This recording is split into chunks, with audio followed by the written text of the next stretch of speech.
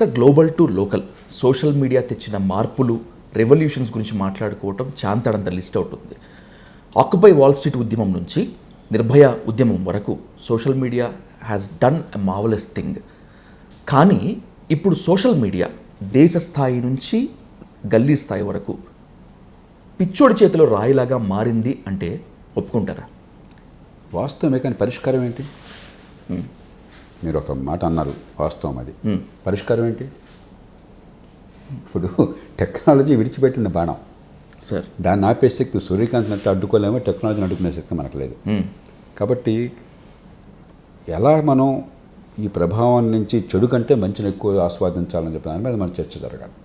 ఇప్పుడు సోషల్ మీడియాని తిట్టిపోస్తే ఉపయోగం లేదు సార్. అదే సోషల్ మీడియాలో మంచి ఆలోచన పెంచవచ్చు, ఖర్చు లేకుండా 10 మందిని అభిప్రాయాలను మార్చవచ్చు. ఇప్పుడు మనం మాట్లాడుకుంటున్నాం, రేపు సోషల్ మీడియాకి వెళ్ళింది అనుకోండి, దీనిలో చర్చ పనికొచ్చేది అయినట్టయితే 10 మందికి అందాలంటే పూర్వం కోట్ల రూపాయలు ఖర్చు అయ్యేది, ఇప్పుడు సులభంగా పంపించవచ్చు. అదే సోషల్ మీడియాలో చాలా మరి మనం చూస్తున్నాం, ట్రాల్స్ కానీ, మూర్ఖత్వం కానీ, బూతులు తిట్టడం కానీ, పూర్తిగా కుతర్కం కానీ, వితండవాదం కానీ, లేకపోతే కులం మతం పేరుతో సమాజం విభజనలు కానీ, పార్టీ పేరుతో విభజనలు కానీ, ఇది కూడా చూస్తున్నాం మనం. అంచేత టెక్నాలజీ మనకి శరవేగంగా పెరిగినప్పుడు ఇవి అనివార్యంగా వస్తుంటాయి. అందులో ఇప్పుడు మారినంత వేగమైన టెక్నాలజీ, కమ్యూనికేషన్ టెక్నాలజీ ప్రపంచ చరిత్రలో ఎప్పుడు మారలా. దాన్ని ఇంకా మానవ సమాజం మనం అర్థం చేసుకోవట్లేదు. కొంత సద్వినియోగం అవుతుంది, కొంత దుర్వినియోగం అవుతుంది. కాబట్టి ఏం చేయాలో ఆలోచన చేయాలి. ఎందుకంటే మన చేతుల్లో పరిష్కారం లేదు, నాకంత తేలిగ్గా పరిష్కారం గోచరించట్లా. Sir, that's my question too. ఇప్పుడు పచ్చి బూతులు తిట్టడం దగ్గర నుంచి ఇంట్లో ఆడవాళ్ళ ఫోటోలు మార్ఫింగ్ చేసి చాలా దారుణంగా బిహేవ్ చేస్తున్నటువంటి పరిస్థితి సోషల్ మీడియాలో ఉంది. మీరు కూడా అమరావతికి ప్రోగా మాట్లాడితే మిమ్మల్ని చాలా దారుణంగా బూతులు తిట్టినటువంటి పరిస్థితి నేనే ప్రత్యక్షంగా చూసాను. అదృష్టం ఏంటంటే నేను అసలు చూడను ఇవన్నీ సార్. కాబట్టి ఇప్పుడు గౌతమ బుద్ధుడికి ఎవరో చెప్పారు, ఏమండి ఫలానా మిమ్మల్ని తిడుతున్నాడని చెప్పని. ఆయన నవ్వేసేట, నవ్వుతున్నారేంటి స్వామి మీరు అన్నట్ట. ఆయన అన్నట్టు ఏమయ్యా, నాకు బహుమానం ఇచ్చావు అనుకో, నువ్వు నేను తీసుకోలేదు కనుక ఎవరో చెప్తున్నా అన్నట్ట. నాకే స్వామి అన్నట్ట. ఈ తిట్లు కూడా నేను స్వీకరించట్లేదయ్యా అన్నట్ట. కానీ మీ అంత స్థితప్రజ్ఞత నాకు ఉండదు, అందరికీ ఉండాలన్న రూల్ కూడా లేదు కదండి సార్. అంటే what my question is sir, కేంద్రం తలుచుకుంటే ఫర్ ఎగ్జాంపుల్ సార్, సోషల్ మీడియాలో ప్రధాని మోదీని టార్గెట్ చేస్తూ లేకపోతే ఇంకొకరిని టార్గెట్ చేస్తూ పోస్టులు పెడితే ఆ పార్టీ రిమూవ్ చేసేస్తుంది. బట్ సామాన్యుల విషయంకి వచ్చేటప్పటికి కినుక వహిస్తూ ఉంది. నా క్వశ్చన్ ఏంటంటే సార్, ఈ బూతుల పర్వాన్ని, ఈ దాడుల పర్వాన్ని కేంద్ర రాష్ట్ర ప్రభుత్వాలు తలుచుకుంటే ఆపలేమా? లేదు, మన స్థాయి దాటిపోయింది. అరుదైన సందర్భాలలో నిజంగా ప్రజా సంక్షేమం దెబ్బతింటుంటే, ఉదాహరణకి హింసను ప్రేరేపించాం, ద్వేషాన్ని ప్రేరేపించాం, మతం పేరుతోనో, కులం పేరుతోనో, పార్టీ పేరుతోనో, అది శాంతి భద్రతలకు విఘాతం కలిగి హింసకు వచ్చే అవకాశం ఉంది. ఖచ్చితంగా మనం కట్టడి చేయాలి. అట్లా కొన్ని పచ్చి అబద్ధాలు ప్రచారం చేయడం వల్ల సమాజంలో చాలా తీవ్రమైన నష్టం జరుగుతుంది. ఉదాహరణకి ఫలానా టీకాలు తీసుకుంటే చచ్చిపోతాం, తీసుకోబోకన్నాడు అనుకోండి, పోలియో వ్యాధికి చచ్చిపోతున్నారు అనుకోండి, లేకపోతే తుచ్చిపడుతున్నారు అనుకోండి, మనం దాన్ని క్షమించకూడదు, దాన్ని అదుపు చేయగలగాలి.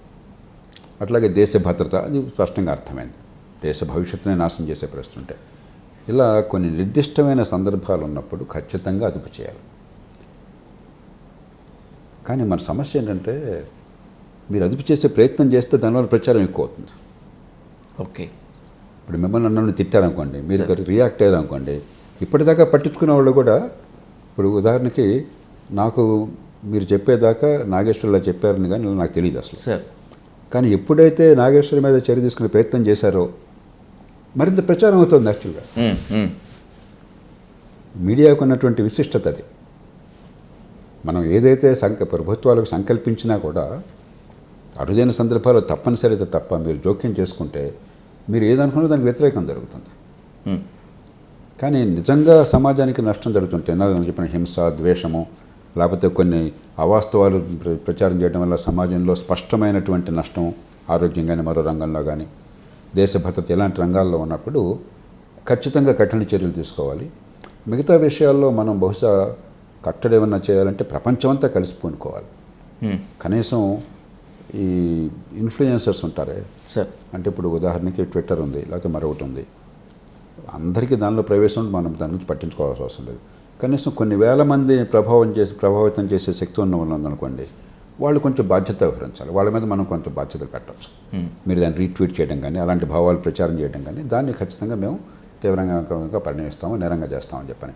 కానీ ప్రతివాడు దారికి పోయే దానా ఏదో నోటుకొచ్చిన మాట్లాడిన వాడు చేస్తే వాడు పనికిమాలిన నోటి ప్రచారం ఇచ్చిన వాడు అవుతాం మనం.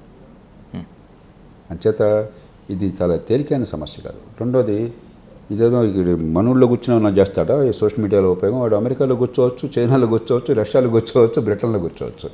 వాడిని ఎవరు శాసిస్తాడు ఈ దేశంలో, ప్రపంచంలో? కాబట్టి సోషల్ మీడియాని అదుపు చేయడం అనేది చాలా కష్టమైనది.